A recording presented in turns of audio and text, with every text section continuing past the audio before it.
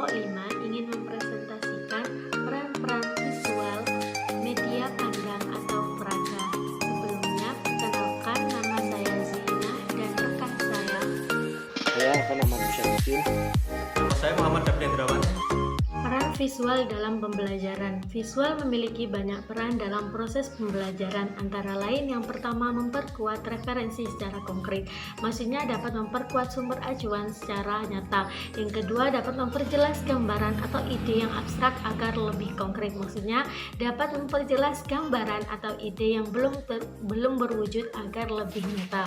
Yang ketiga, dapat mengulang informasi dalam bentuk lain. Nah, biasanya di dalam kelas kan dalam bentuk tertulis seperti itu. Nah, sekarang dalam peran visual ini dapat mengulang informasinya dalam bentuk media. Yang keempat, dapat mengaitkan kembali pada pelajaran yang telah dimiliki siswa, maksudnya dapat mengaitkan kembali mata pelajaran yang telah dimiliki siswa, misal hukum Archimedes dimasukkan ke dalam media, seperti itu. Yang kelima, dapat mengefisiensi pembelajaran. Kemudian garis besar materi yaitu yang pertama literasi visual, yang kedua jenis-jenis visual, yang ketiga unsur-unsur visual. Kemudian literasi visual.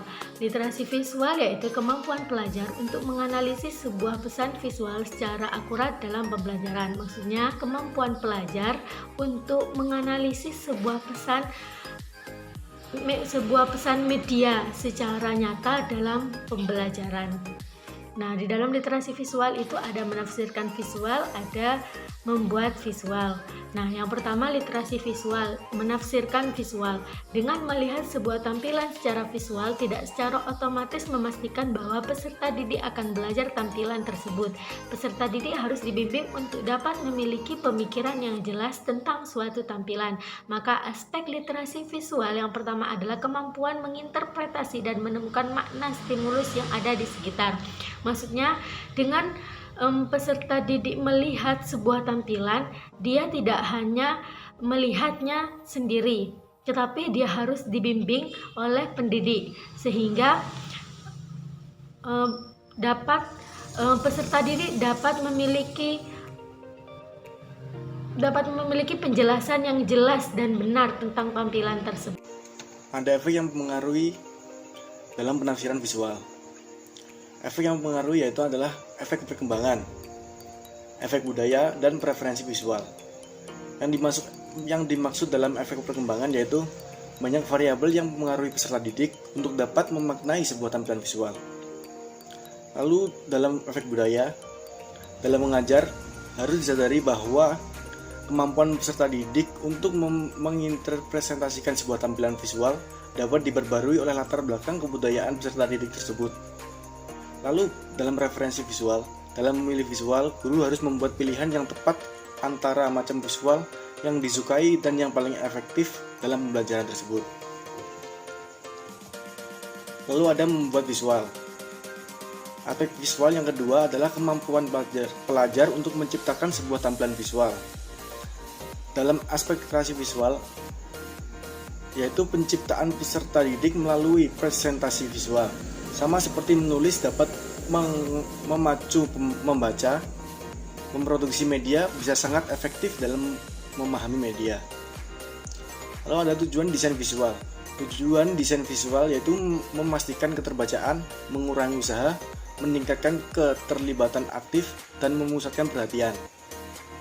Yang kedua, proses desain visual. Lalu yang terakhir adalah elemen verbal. Elemen verbal yaitu gaya huruf, jumlah gaya huruf, huruf kapital, warna huruf, ukuran huruf, jarak antar huruf, dan jarak antar garis. Lalu dalam literasi visual ada strategi pendekatan. Yang pertama adalah strategi input. Strategi input yaitu membantu pelajar memecahkan kode atau membaca visual dengan mahir dengan cara menguraikan makna atau memahami visual.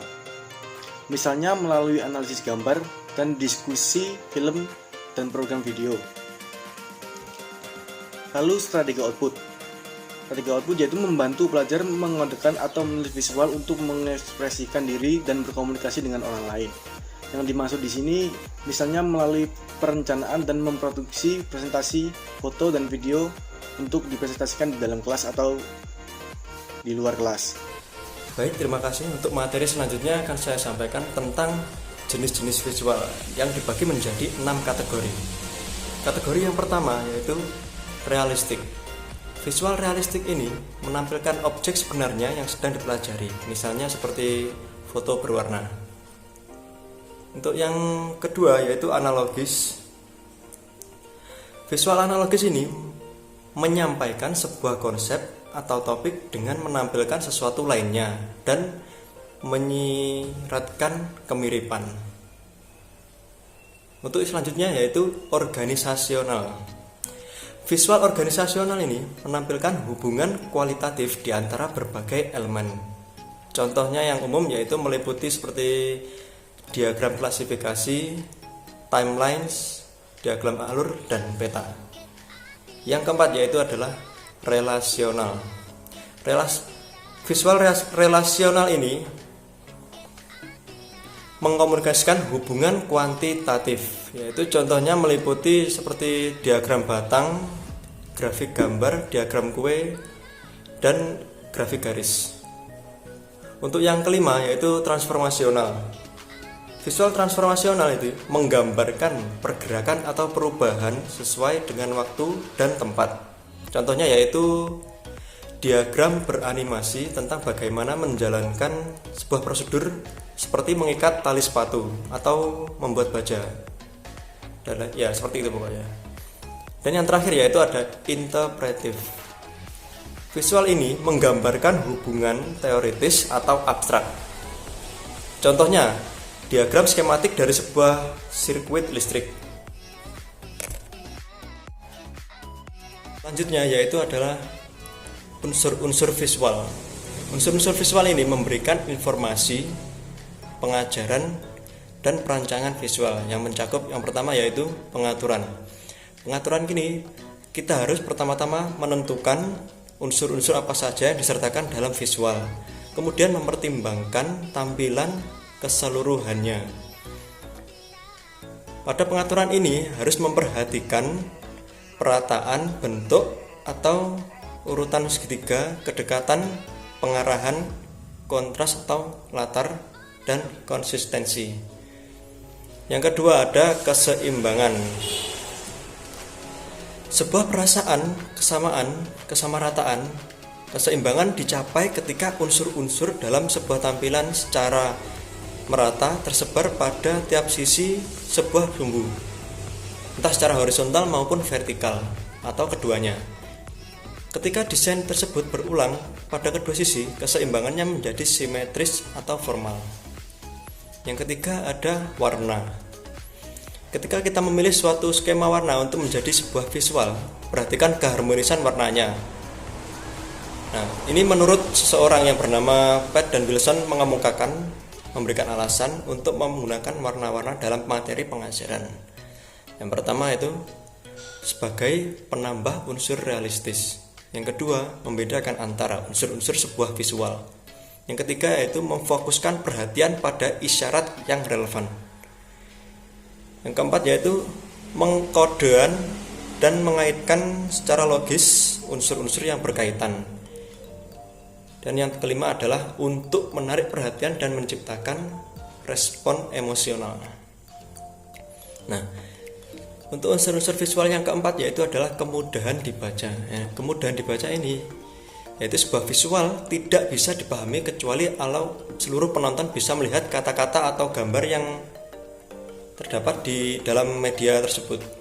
Nah, kemudahan untuk dibaca ini bisa diperbaiki dengan peningkatan ukuran, jenis huruf, kontras diantaranya benda-benda dalam sebuah visual. Dan yang kelima adalah menarik. Visual tidak bisa menampilkan sebuah efek kecuali visual itu menarik dan mempertahankan perhatian para penonton. Yang terakhir yaitu kita masuk ke slide kesimpulan. Dari beberapa slide yang telah disampaikan kepada teman-teman bisa ditarik kesimpulan yaitu visual itu yang pertama sebagai sarana untuk menyederhanakan informasi yang sulit dimengerti. Yang kedua, dapat mencapai dan meningkatkan komunikasi antara sumber pesan yaitu seorang guru dan penerima pesannya, muridnya. Yang ketiga, meningkatkan motivasi peserta didik dalam pembelajaran dengan cara menarik perhatian, mempertahankan perhatian, dan peserta didik dapat memberikan respon-respon atau feedback atau umpan balik dalam pembelajaran. Yang keempat atau terakhir, visual dapat menyederhanakan informasi, sebuah informasi verbal dalam mobilitas atau gaya belajar yang berbeda sehingga memberikan kemudahan pembelajar untuk memahami informasi yang terlewatkan secara lisan dengan bentuk visual. Sekian presentasi dari kami, mungkin ada yang mau bertanya, dipersilahkan.